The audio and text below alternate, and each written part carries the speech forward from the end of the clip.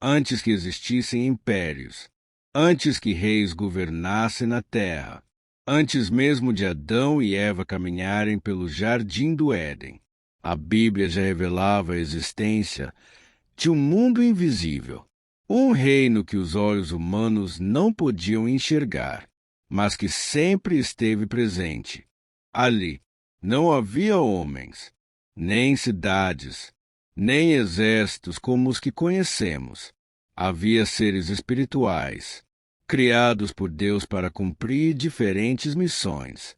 Ao longo das Escrituras, esses seres aparecem anunciando nascimentos, protegendo os servos de Deus, executando julgamentos, levando mensagens aos profetas e adorando continuamente diante do trono do Criador.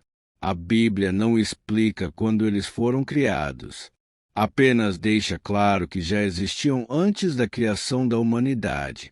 E, entre todos esses seres celestiais, alguns receberam responsabilidades especiais: querubins, serafins, mensageiros e um personagem cujo nome atravessaria séculos: Miguel.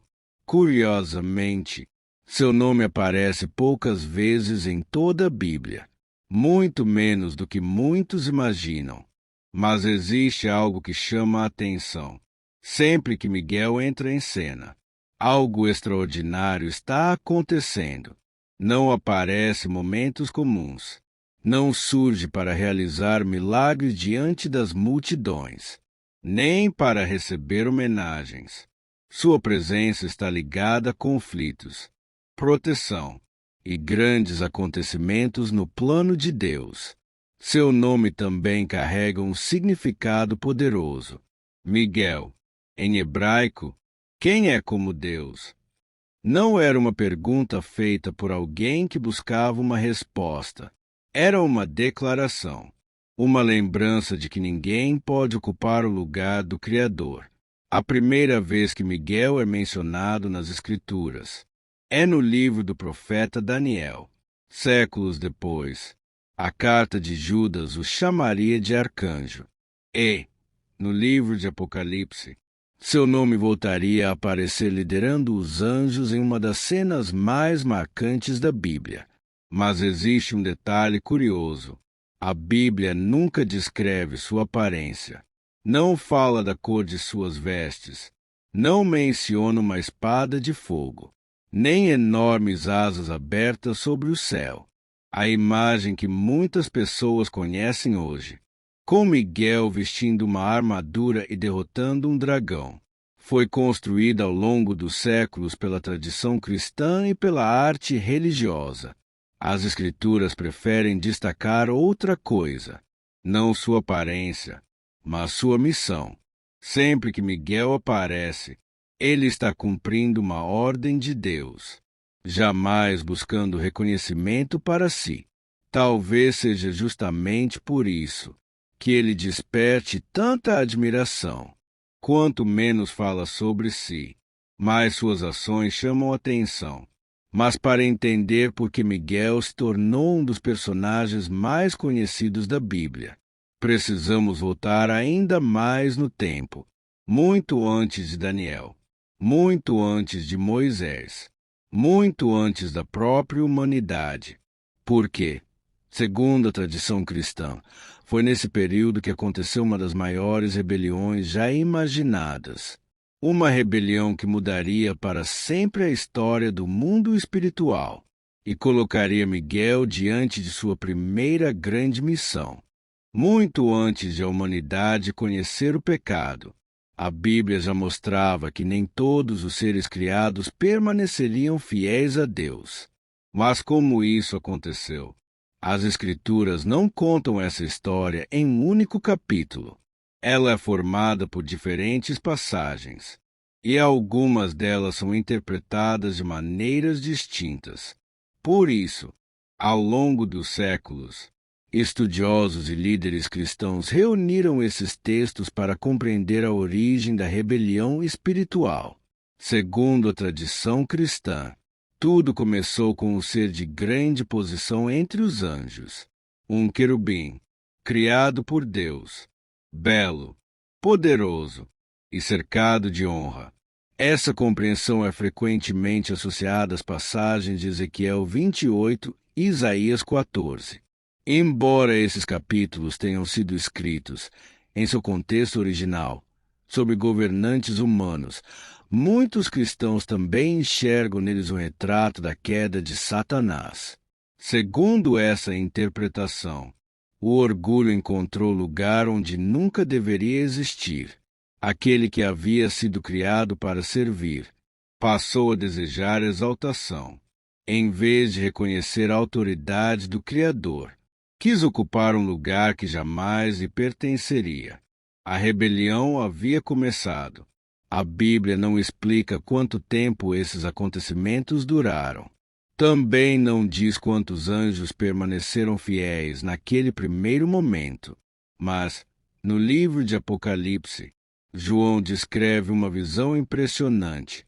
Nela, um grande dragão aparece diante do céu. O texto afirma que sua cauda arrastou a terça parte das estrelas.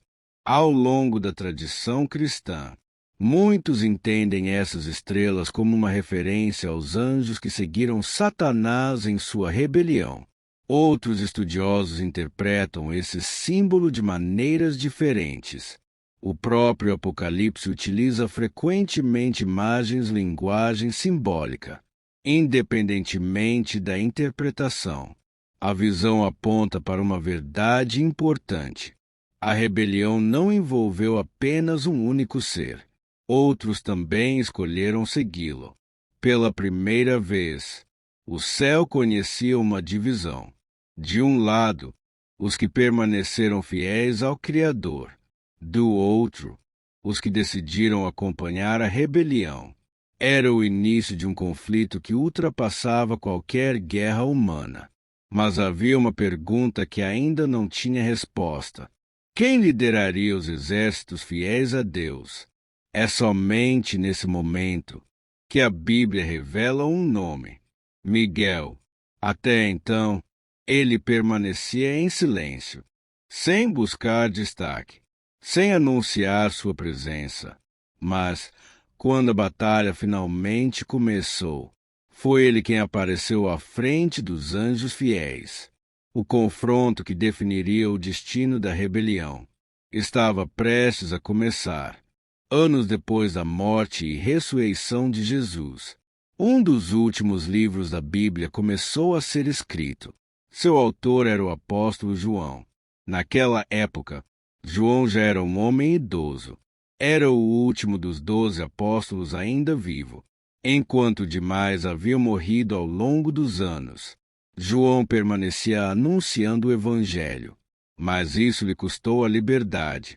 Durante o governo do imperador romano Domiciano, segundo a tradição cristã, João foi exilado na pequena ilha de Patmos, um lugar isolado no mar Egeu, longe das igrejas que ajudara a formar, longe de seus irmãos na fé.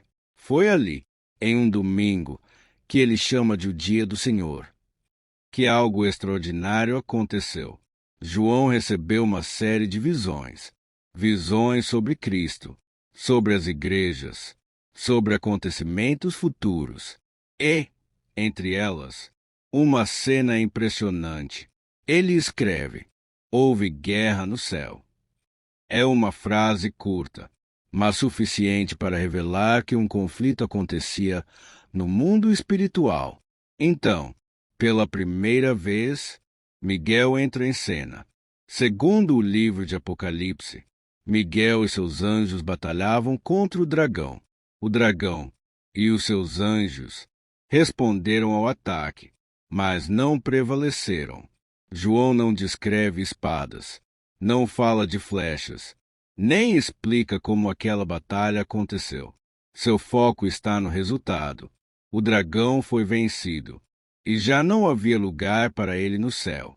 Logo depois, o próprio texto identifica quem era aquele inimigo, o grande dragão, a antiga serpente, chamada Diabo Satanás, o sedutor de todo o mundo. Ele foi lançado à terra, e os anjos que o seguiram foram lançados com ele. Na sequência, João ouve uma voz proclamando: Agora veio a salvação, o poder, o reino do nosso Deus e a autoridade do seu Cristo.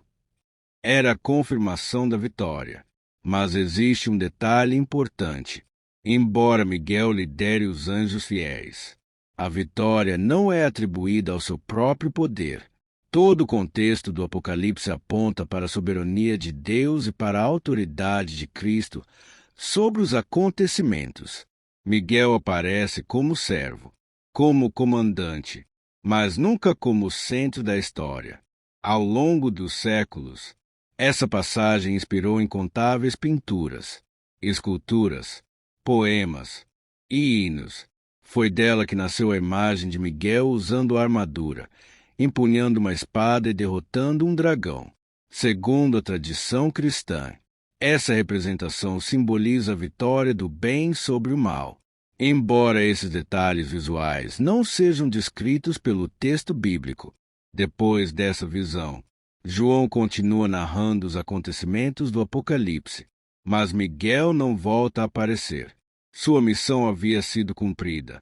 No entanto, séculos antes de João escrever essas palavras, outro homem já havia registrado o nome de Miguel, um profeta que vivia em uma terra estrangeira e que, sem perceber, estava envolvido em uma batalha invisível.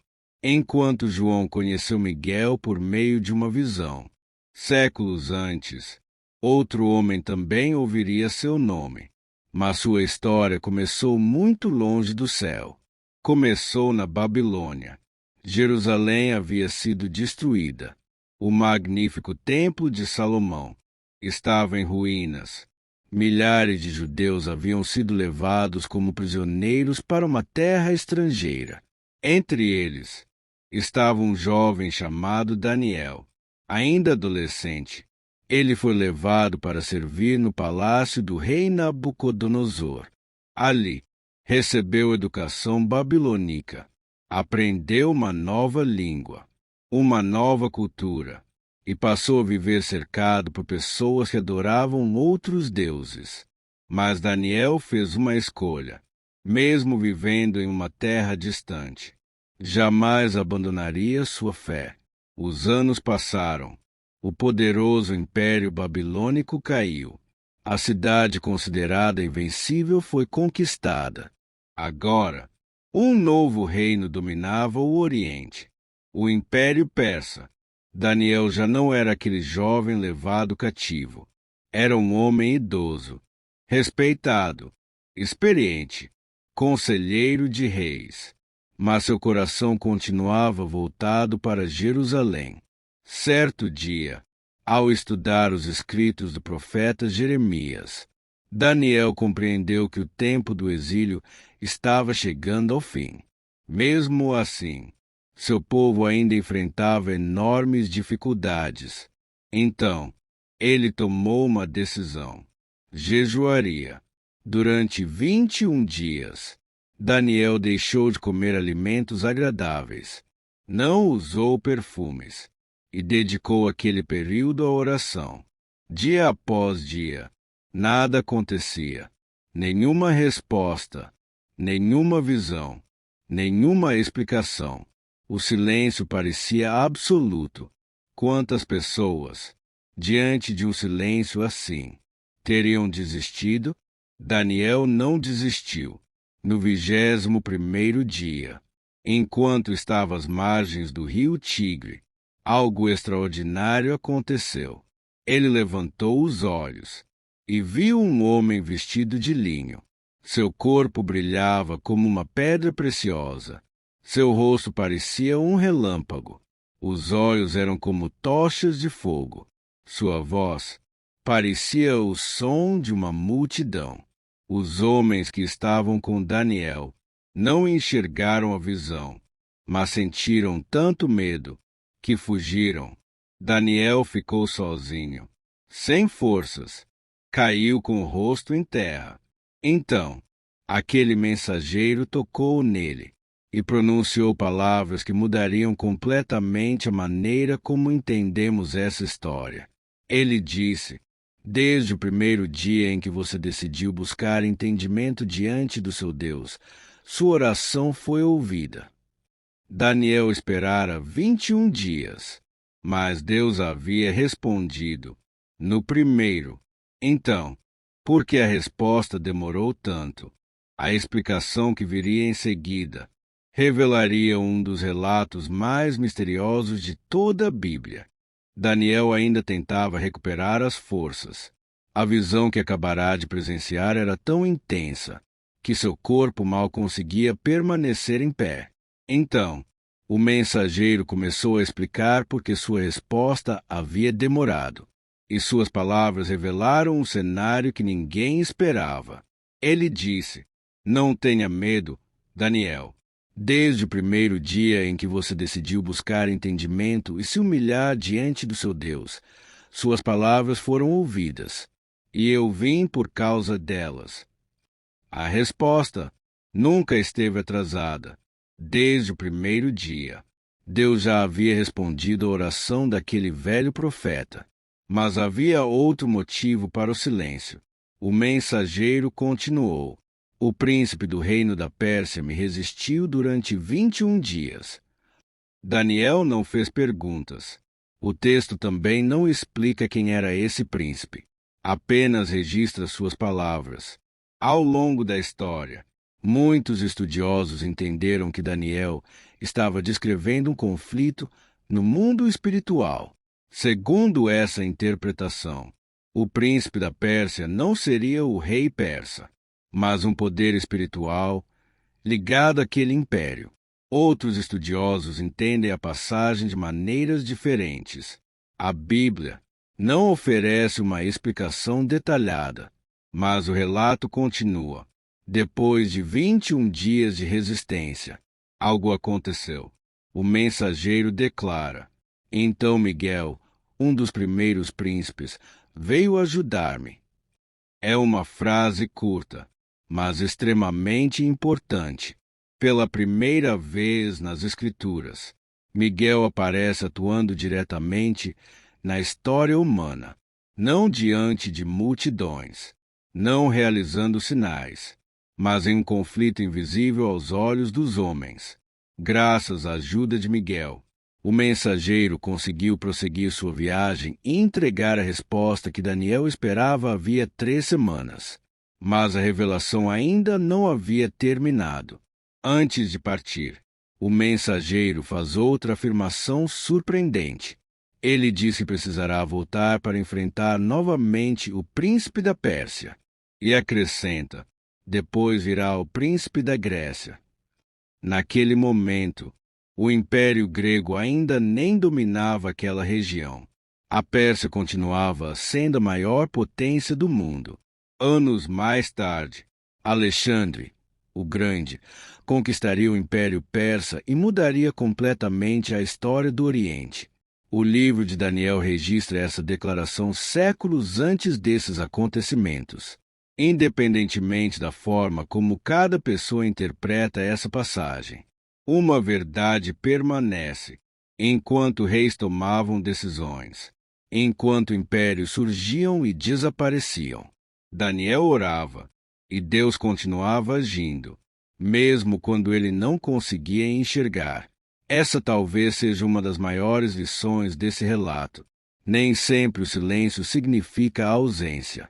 Às vezes, a resposta já está a caminho, mesmo que ainda não tenha chegado até nós. Depois desse encontro, as Escrituras voltam a permanecer em silêncio sobre Miguel por muitos séculos, até que seu nome reaparece em apenas um versículo tão pequeno que poderia passar despercebido, mas que levantaria uma das maiores perguntas de toda a Bíblia. O que aconteceu com o corpo de Moisés, muito antes de Daniel, muito antes dos reis de Israel? Um homem foi escolhido por Deus para uma missão que mudaria a história de um povo inteiro. Seu nome era Moisés. Segundo o livro de Êxodo, Foi ele quem enfrentou o faraó do Egito, quem anunciou as 10 pragas, quem conduziu os israelitas para fora da escravidão e quem atravessou o Mar Vermelho enquanto as águas se abriam diante do povo. Durante 40 anos, Moisés guiou Israel pelo deserto e enfrentou fome, sede, rebeliões e momentos em que parecia impossível continuar. Foi também por meio dele que, segundo a Bíblia, Deus entregou a lei no Monte Sinai. Mas, apesar de toda sua fidelidade, Moisés não entraria na Terra Prometida. Em um episódio narrado no livro de Números, ao invés de falar à rocha como Deus havia ordenado, Moisés a feriu com seu cajado. Por causa desse acontecimento, Deus lhe disse que ele veria a Terra Prometida, mas não pisaria nela. Anos depois, já com 120 anos de idade, Moisés subiu ao Monte Nebo. Dali, pôde contemplar Canaã, as colinas, os vales, o destino que o povo finalmente alcançaria. Era o fim de sua jornada. Segundo o livro de Deuteronômio, Moisés morreu naquele lugar, mas o relato faz uma afirmação surpreendente. A Bíblia diz que o próprio Deus cuidou de seu sepultamento e acrescenta um detalhe que atravessaria os séculos. Ninguém jamais soube onde fica sua sepultura. O maior líder de Israel não teve um túmulo conhecido, talvez para que seu sepulcro nunca se tornasse objeto de adoração, ou talvez por outro motivo que a Bíblia não revela. Os séculos passaram, impérios surgiram, outros desapareceram. Então, já no Novo Testamento, a carta de Judas faz uma referência inesperada àquele antigo acontecimento. Em apenas um versículo, Judas escreve: o arcanjo Miguel, quando discutia com o diabo, disputava a respeito do corpo de Moisés, não ousou pronunciar contra ele uma sentença de condenação. Apenas disse: o Senhor o repreenda. É tudo o que a Bíblia relata. Não sabemos onde essa disputa aconteceu. Não sabemos por que o diabo reivindicava o corpo de Moisés, nem como terminou aquele confronto. As Escrituras permanecem em silêncio. Ao longo dos séculos, muitos estudiosos entenderam que Judas faz referência a uma tradição judaica conhecida por seus leitores. Segundo a tradição cristã, essa história pode estar ligada a um antigo escrito chamado Assunção de Moisés. Grande parte desse texto se perdeu ao longo da história, e justamente a parte que descreveria essa disputa não chegou até os nossos dias. Por isso, hoje não é possível saber exatamente como essa tradição narrava o episódio, mas existe um detalhe que chama a atenção. Mesmo diante do diabo, Miguel não age por autoridade própria. Ele não responde com arrogância, não tenta demonstrar poder. Suas únicas palavras registradas são: o Senhor o repreenda. Essa atitude revela algo importante. Ao longo de toda a Bíblia, Miguel nunca aparece buscando sua própria glória. Sua autoridade sempre aponta para Deus. E talvez esse seja o maior ensinamento escondido nesse pequeno versículo. Às vezes, as passagens mais curtas das Escrituras guardam as maiores reflexões. Mas a história de Miguel ainda não havia terminado. Daniel faria uma última referência ao seu nome, desta vez ligada aos acontecimentos finais da história. Ao longo de toda esta jornada, Miguel apareceu poucas vezes, mas nenhuma delas foi comum. Esteve presente em uma guerra nos céus. Ajudou o mensageiro enviado a Daniel. Foi mencionado em uma misteriosa disputa pelo corpo de Moisés. e sua última grande aparição nas Escrituras nos leva novamente ao livro de Daniel. O cenário agora era diferente. Depois de revelar profecias sobre reis, guerras e impérios que ainda surgiriam, o mensageiro faz uma última declaração ao profeta. Segundo o capítulo 12 de Daniel, chegaria um tempo de angústia, maior do que qualquer outro já vivido pelas nações. É nesse momento que Miguel é mencionado pela última vez no Antigo Testamento. O texto diz: "Nesse tempo se levantará Miguel, o grande príncipe, defensor dos filhos do teu povo." É uma descrição diferente das anteriores. Aqui, Miguel não aparece ajudando outro mensageiro, nem participando de uma batalha já em andamento. Ele é apresentado como aquele que se levanta em favor do povo de Deus. Ao longo da história, essa passagem recebeu diferentes interpretações. Segundo muitas tradições cristãs, ela está relacionada aos acontecimentos do fim dos tempos. Outros estudiosos entendem que a profecia também possui ligação com os desafios enfrentados pelo povo judeu em sua própria história. Independentemente da interpretação, uma característica permanece. Sempre que a Bíblia menciona Miguel, ele está ligado à proteção, à fidelidade e ao cumprimento dos propósitos de Deus. Curiosamente, as Escrituras nunca registram um discurso de Miguel, nunca contam sua origem, nunca descrevem sua aparência, nunca revelam sua idade. O silêncio da Bíblia sobre esses detalhes parece intencional. O foco nunca esteve no mensageiro, sempre esteve na missão. Foi a tradição cristã que, ao longo dos séculos, passou a retratá-lo usando armadura, escudo, espada e derrotando um dragão. Essas imagens inspiraram artistas, igrejas e milhões de pessoas ao redor do mundo. Mas, quando voltamos ao texto bíblico, encontramos algo ainda mais interessante. Miguel nunca procura ocupar o centro da história. Ele aparece, cumpre sua missão e desaparece novamente, sem buscar reconhecimento, sem receber homenagens. Talvez seja por isso que seu nome seja tão significativo. Miguel, quem é como Deus, não era apenas um nome, era uma declaração, uma resposta ao orgulho que deu origem à rebelião.